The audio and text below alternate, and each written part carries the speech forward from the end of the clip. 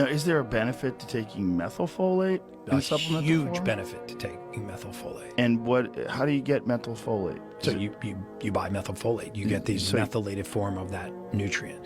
This is why I say if you look at 5 particular genes, MTHFR, MTRR, MTR, AHCY, and COMT.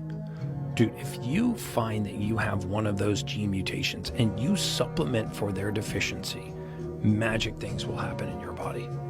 You know, because if you have that, for example, there's a gene mutation called COMT, catechol-O-methyltransferase. And, you know, we all know people that are suffering from anxiety. If we haven't suffered from anxiety ourselves, chances are we know somebody who's suffered from anxiety.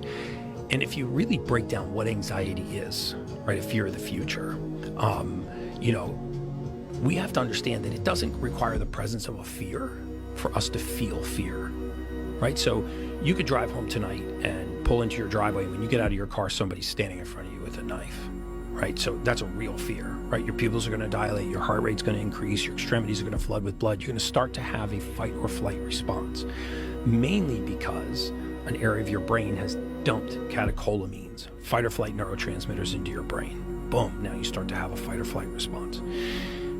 But you could also be laying on the 30th floor of a condo in bed, and you could just start thinking about getting eaten by a shark. Yeah. Okay, and the chances of a shark getting out of the ocean and coming up a 30th floor elevator, right, are 0. But you can have the exact same reaction. So how is it that I can have the same reaction to the presence of a real fear as an entirely perceived fear? Because it doesn't require the presence of a fear for these